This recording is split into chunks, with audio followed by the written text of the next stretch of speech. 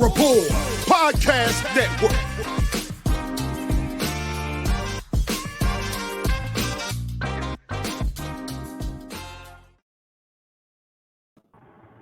What is up, Auburn family? Welcome back to the Up Tempo Podcast, a Wednesday edition. Countdown to Kickoff Ep.2. Once a week, we're bringing on a special guest to preview some topics of the upcoming Auburn football season.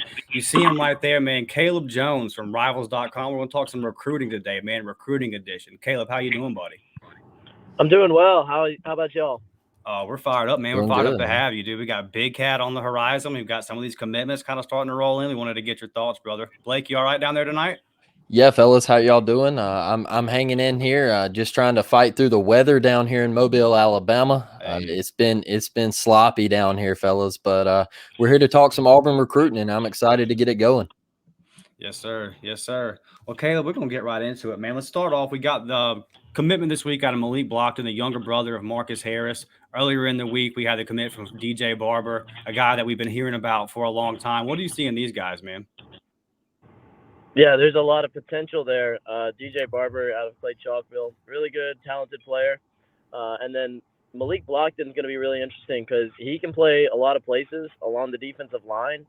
That's kind of what Pike Road is going to try and do with him this year, is just kind of move him around, keep the opponents guessing for Malik Blockton. But both of those guys rated as 4 stars according to us. So I think there's a lot of potential for both of those guys. I think those are two guys that just really love Auburn and really believe in what Hugh Freeze is trying to build there. So those were two phenomenal pickups, really good because they were in-state pickups. You didn't see a ton of those in last year's class, and so there's already 7, I believe, in this year's class, which is absolutely huge. You got to start winning some of these in-state battles. So picking up Barber and Blockton, those are 2 big wins for Hugh Freeze and company. The thing that fired me up about Blockton was I was starting to get concerned. I've been kind of voicing it on the podcast, is that we're getting into this process, man, and that was our first commitment on either side of the line of scrimmage. Who are some other guys on the defensive line that we could be looking at, and do you think that we're close to getting any of these guys? Defensive line, is that what you said? Yes, sir. Yeah, there's a couple of guys. Name-wise, TJ Lindsey's a name that kind of jumps off the sheet of paper right now, just off the bat, just that I can think of right now. There's definitely a lot of other guys that I can't really think of right off the top of my head, but TJ Lindsey is definitely one guy that Auburn's going after. They hosted him for an official visit in June. I think he's getting close to like closing in. I think he's got like 4 schools that are kind of really sticking out to him on the defensive line. Kind of another guy, I guess, that Auburn might use off the line, kind of like a jack linebacker position, is DeMarcus Riddick, the outside linebacker out of Clanton, Alabama. If you count that as kind of coming off the edge, but there's some other guys I can't quite think of the name. There's Franklin, right? The kid, his last name is Franklin. I know Tennessee's after him hard. That's right. Yeah, Cam Franklin. Okay, there we go. Yeah, there's a name. Thank you. Yeah, Cam's down to 5 schools. Auburn's one of those 5. He's out of Mississippi, right? Yeah. Mm-hmm. That would be a huge get. You know, Coach Garrett has those Mississippi connections, both him and Freeze being from Mississippi. Yeah. That's a huge part in recruiting, is just kind of being able to relate to those kids. And so the fact that Garrett and Hugh Freeze can kind of relate to him, both being from Mississippi, having that background, that could play a huge role in Auburn's recruitment of him. Are you hearing anything as far as like a number, 3 or 4 guys down there, maybe? Like as far as like just total, yeah, they're trying to bring it into the class, yeah. Out of the high school ranks. Just I would genuinely put it probably around 3 or 4. Yeah, like they're gonna need to add some guys on the defensive line. So I think at this point, there's probably a number that they're shooting for, but I think right now it's gonna be like more is better than less.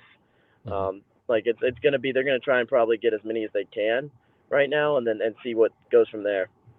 What are you thinking about linebackers? Because you got 2 committed, and you just mentioned DeMarcus Riddick, a guy that they definitely are going to take no matter what. But we're also hearing about Watt Simmons, and I know that his recruitment has really jumped up, and I believe that his his father has a connection with Josh Aldridge. Yeah, I think so. So do you think that we would take 4 linebackers, or are both those guys to take as well, with you already having the 2 committed that we do? Yeah, I would think so. I think that you do take Wyatt Simmons and obviously you would take Riddick. I mean, in a heartbeat, Right. you would take Riddick. But yeah, I think you would take Wyatt Simmons for sure. What are you hearing already? Because he's coming to Big Cat, correct? I think so. Yes, And I then think he is committing 3 expected to days show. before. What'd you say? His commitment date is 3 days before, right? That's what he announced anyway. I mean, it probably will get pushed back, but then he's coming to Big Cat. So how are we feeling? We'll see. I don't like Auburn's chances right now with Riddick. I think if there is a flip that does happen, I think it's a flip to Alabama. I think that's more likely than Auburn right now. So it's not looking great, but if he shows up at Big Cat, that's a good sign, I guess. But we'll see how that one kind of unfolds. But as of now, I don't see Riddick coming to Auburn. Well, that's a bummer. Blake, Yeah. I mean, we're just, we've been hearing that it may be turning a certain kind of way there. Blake, you had a question about what's the DB committing Saturday, right? While we're still over here on defense. Crawford, I believe. Yeah, Jalen Crawford, man. How do you feel about him? I know it's down between LSU and Florida, and we know everything that Florida's putting the pressure on him with their DB coach down there. We know that he has put a ton of kids in the league. Do you think Jalen comes to Auburn? Does he commit this Saturday to the Tigers? It was interesting because with Jalen, he originally was supposed to make his announcement on July 4th of where he was going. And I believed at that point, like, it was going to be Auburn. And then it's like you said, Florida put a lot of pressure on him, postponed that a little bit. But I still do think that Auburn is the school to beat for Jalen Crawford. I do think that he will end up at Auburn. Now, whether or not he announces that, we'll see on Saturday. But even with the postponement, I think it was just to kind of explore some other opportunities, kind of listen to what Florida has to say a little bit more. But I do think Auburn still remains the school to beat for Jalen Crawford. Do you think Kay and Lee has had a hand in that with how close they are? Maybe. I mean, they these are guys, like, everybody talks, So it's a recruitment process. I think that official visit that Crawford went on went a long way back in June. But I mean, that does help. It certainly does help to kind of have these guys. I mean, they talk a lot. Everybody's going to talk. Everybody knows like who people are like. They know where these guys like and where they don't like. And obviously, if you're Kay and Lee and you're anybody at Auburn, you're going to keep pushing for Crawford no matter what to come to Auburn. Where does he project? Like, as far as is he a safety? Is he a DB, nickel? Kind of what's his role going to be? Where's he project to the next level? I wrote about it in one of my stories. I don't want to hold on. Let me. He disposed out of it. He's good. He's coming back. We'll get Caleb back in a second. But yeah, Blake. So one thing about is we really need to. There we go.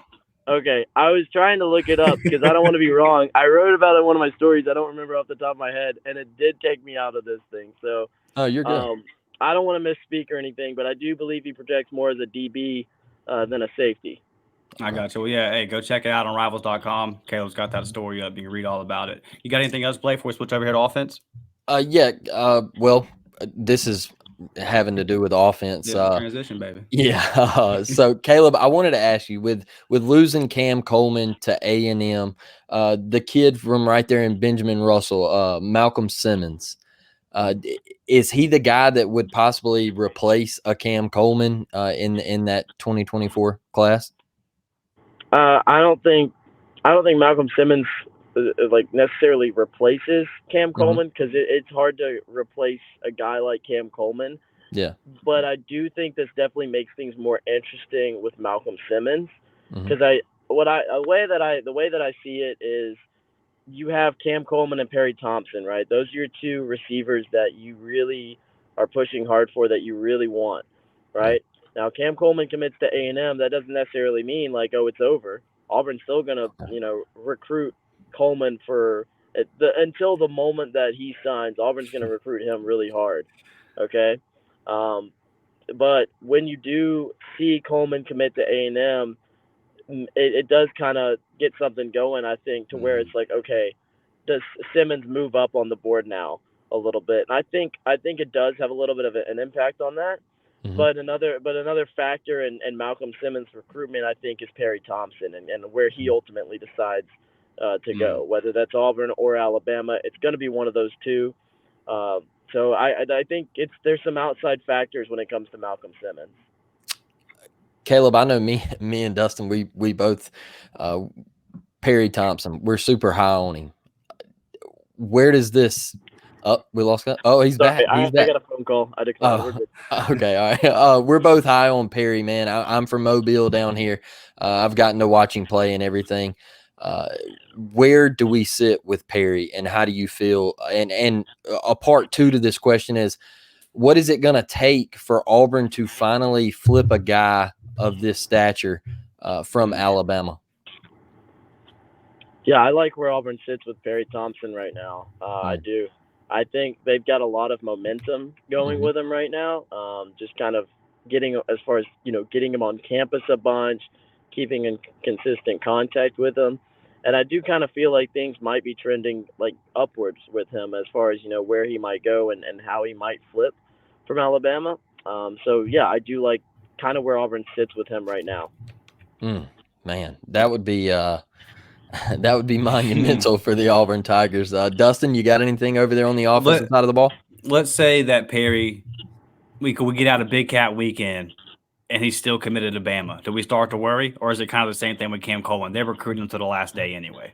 You're going to recruit to the last day, or until Perry says, "Hey, right, I'm 100% Alabama. Thanks, guys, but I'm done. I'm shutting it down."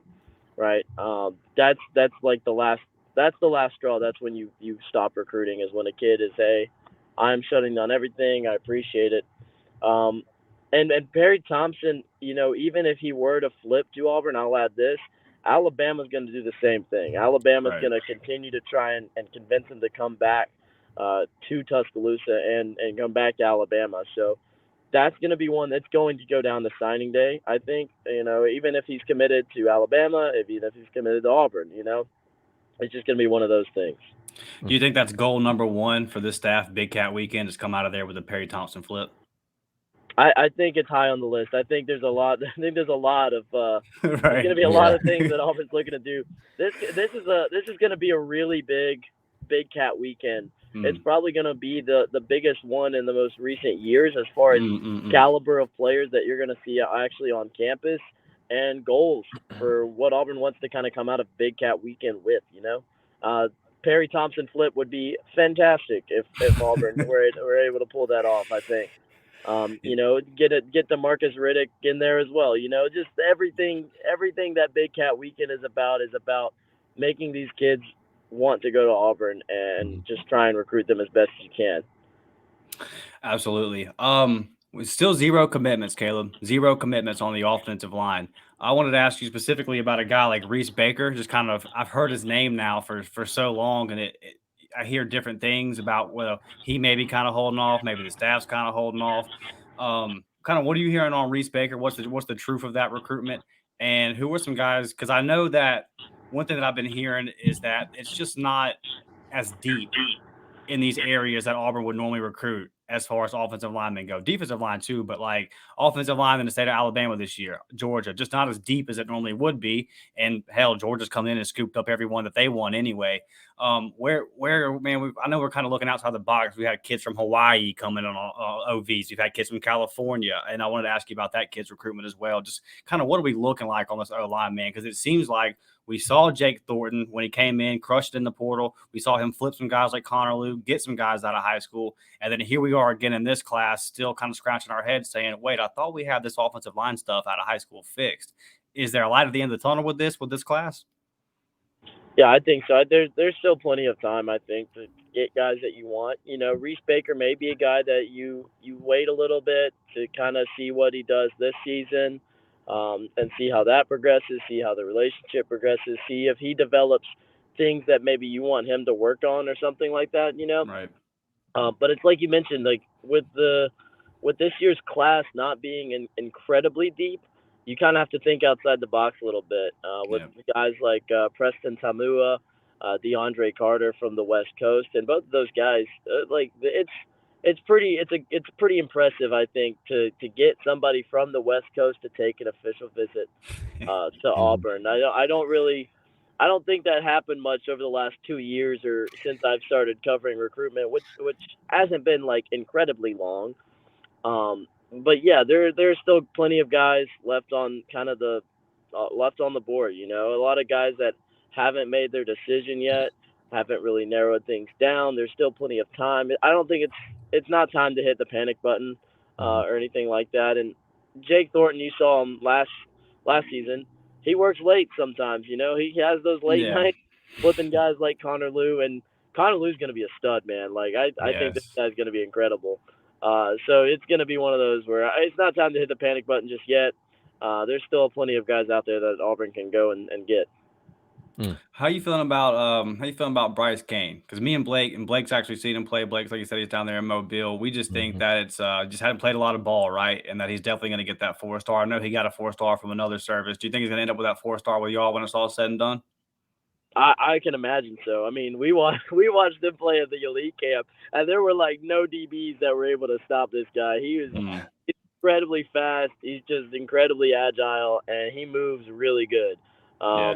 He's gonna be a good slot receiver. I think Auburn got a good player in Bryce Kane, and he's super nice too. Like he's just the nicest kid in the world. So, yeah, I really like the Bryce Kane pickup. I think that's gonna be a guy. You know, as time goes on, he's only going to get better, and he's already really good. So it's going to be interesting to kind of see what he does because it's like you mentioned, he hasn't been playing football long. So we'll see how he develops, and I think it's going to develop quite nicely. That's the point I've been making, Caleb. You say, and I'll let you get in here, Blake. I don't want to let this go, though. I've been saying that it seems like with these kids, Hugh Freeze is recruiting a certain type of kid. And I hear you say that about Bryce, just he's a nice guy. And I look at Blockton, the kid that just committed. I hear nothing but positive things about his character. We've all seen Walker White give his interviews. It just seems like a lot of these guys, are you noticing a certain theme here? It seems like a lot of this is kids that got their stuff together, man. The theme is I think you're seeing a lot of kids that want to play at Auburn and are just really excited about Hugh Freeze and like what Auburn's future looks like. And I think in last year, I don't think there was that vision or that thought process that, hey, Auburn is gonna build its way back. I don't. There were a lot of kids that you talk to that as long as that former staff was there was not a chance that they were going to Auburn because they can see it just like we can see it. They know when things are getting bad. They know when they're getting worse. And they don't want to go somewhere where it's going to get worse. They want to go somewhere where it's going to get better. And so I think a lot of these kids that you've seen commit to Auburn believe that it's going to get better and believe that Hugh Freeze is the guy. Caleb, let me hop in here real quick. My buddy Trent Jackson, he is up around the Wetumpka area, and he is a big time Auburn fan, man. He wants to know about two guys, Alvin Henderson in the 2025 class and Jacaleb Falk. Where does Auburn sit on both of those guys? He said that he's scared that the younger Falk brother could be feeling some Alabama love. So where do we sit on those? I'll start with Alvin Henderson, just because Alvin was on campus a lot in the summertime, and he's got a ton of offers. He's really talented. One thing that Alvin really likes is Auburn's history of in-state running backs and just kind of what they've been able to do with those. Like with Cadillac Williams, and Cadillac Williams is a guy that, you know, Alvin Henderson has gotten to know really well and that have kind of bonded to over being from Alabama, kind of being from the same area. So Auburn sits really high with Alvin Henderson. It's still really early in his recruitment, and a lot of schools are going to push really hard for him, you know, as it gets down to it. And then switching over to J.J. Falk, just released his top 5. I think it's Alabama, Auburn, I think Georgia, Florida, and maybe South Carolina, that 5th one. Don't quote me on that. It's on his Twitter. But I think Auburn and Alabama are going to be the two schools that it's going to come down to. And I've talked with JJ, and it's for him. It's he wants to pave his own path, and that Auburn may be on his path, you know, but it may be Alabama, it may be somewhere else. But Auburn, it's still really early, and Auburn does have a really good shot at landing both of those guys because they're in early. They have been recruiting them for a while. Obviously, Keldrick has that, big brother and can tell JJ how it is. And that can be really insightful in people's recruitments and just kind of having somebody to tell you what it's like, what it's going to actually be like once you get in the program. Not everything that you want to hear, but everything you need to hear kind of deal. But it's still early, but Auburn does stand really high with both of those guys. Love that. Love that. Dustin? Well, staying in the running back room, I was trying to find his name here. I couldn't get to it. He's committed to Louisville, and now I know that we're kind of after him here. What are you hearing on that one? What's the kid's name? I don't remember his name off the top of my head. I think he'll be cat though. I think that's one of those guys that's going to be a big cat. Auburn is looking, I think, to add a second running back because Auburn likes 1-2 punch at running back. Last year was Tank and Jarquez. This year it's going to be Jarquez and probably Damari Alston or Jeremiah Cobb. But yeah, I think Auburn's looking to add a second running back. This is kind of a guy that they jumped on a little later, I think, than usual. But Auburn and Louisville are two very, very similar but very different programs. They're very different in the fact that Auburn's in the SEC. Which is it's tough to beat the SEC as far as competition level. Yeah. But he'll be a big cat, so we'll kind of see where Auburn stands after that. Yeah, it definitely seems like they're trying to get somebody because Fat's a bruiser, right? And it definitely seems like they're trying to get a guy to kind of complement Fat style and is more of that speed back. At least that's what I see from the guys they're bringing in. Blake had mentioned 2025. I wanted to ask you a question about 2025 class, and then I got one more for you and let you get out of here, Caleb. It would seem to me like Hugh Freeze is the kind of guy that's going to identify his quarterbacks pretty early. Looking at this 2025 class, is there anybody that you think that the staff is kind of narrowed in on and somebody that we should be looking out for? Yeah, Walker White is the 24 guy. They got in on him early. For sure. I think they're going to target a 25 quarterback. There's still a lot of quarterbacks kind of on the board. Antoine Hill is one that's seen campus a minute. There's another one out of Mississippi. I forget his name. KJ Lacey, the Texas commit. Yeah. He's throwing the ball to Ryan Williams, but he's really talented, and so I don't think they'll give up on him. But there's still a ton of guys out there that Auburn will probably. What I can see is probably happening is Auburn will probably focus in more on that 25 quarterback once this 24 class is kind of wrapped up, and see what's going on there because your 25 quarterback, that's the leader of the class automatically. Right. Receivers want to know who's throwing the ball to them. Offensive linemen want to know who they're going to be blocking for, that kind of thing. So, yeah, I expect Auburn to definitely get a jump on their 25 quarterback. Yeah, for sure. Last one I got for you, Caleb.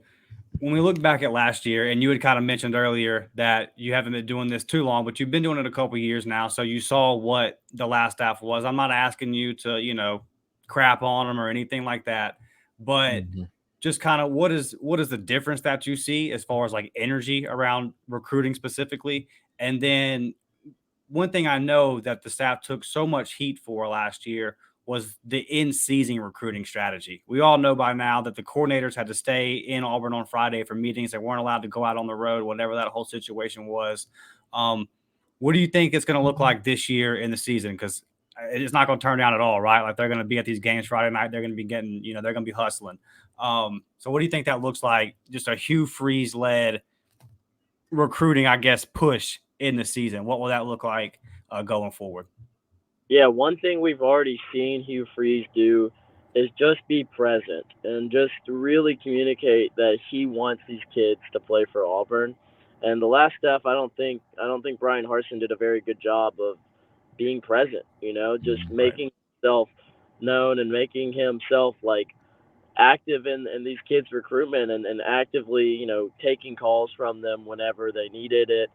And so I think that's one thing you're going to see this fall. And you've already seen it, when they've been allowed to go out on the road, they're hitting the road, they're throwing out graphics of where they're going. They're traveling. This coaching staff is traveling to go see these kids and work and build these relationships with them, and that's going to carry over into the season, no question.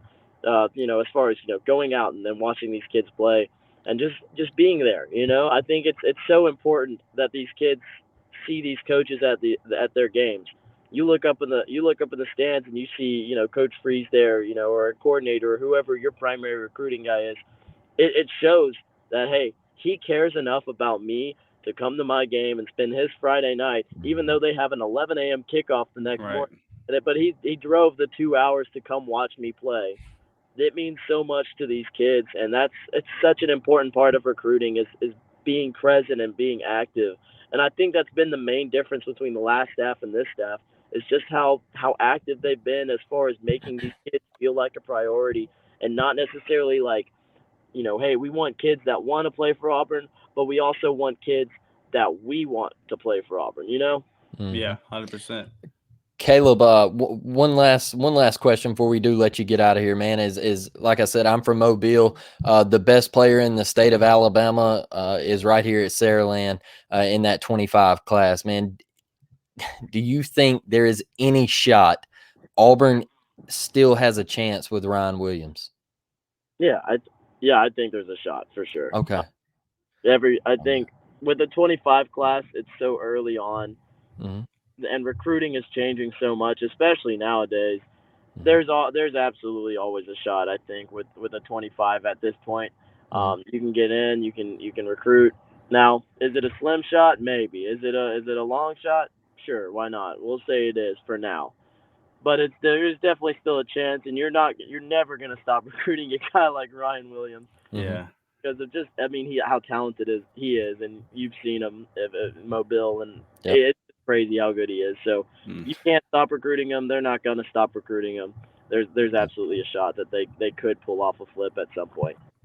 Good deal. Good deal. Man, gotta love that. Well, Caleb, we really appreciate your time, brother. Plug whatever you got to plug, man. Where can people find you? Yeah, for sure. AuburnSports.com. That's where all of my writing is. So if you want to know where Jalen Crawford is playing, that's where it is. I can't remember it, so go look it up there. It's the latest story. You can also find me on Twitter at CalebJ_Rivals, I believe is my Twitter handle. So you go follow me there for some fun stuff. But yeah, that's what we got. So. Yeah, man, y'all go check Caleb out. Brian Matthews, I've been reading y'all stuff, man. Brian Matthews is good as well. So go check out Rivals, man. They got good stuff. And y'all know the deal for us, man. Home field apparel, go in there, up tempo, all caps, get 15% off. Blake, got anything before we get out of here, brother? I'm good, man. I just wanted to say War Damn Eagle. Yes, and this'll wrap it up for this episode. We will see y'all Friday morning, 10 a.m. live on YouTube. Holler at you. War damn.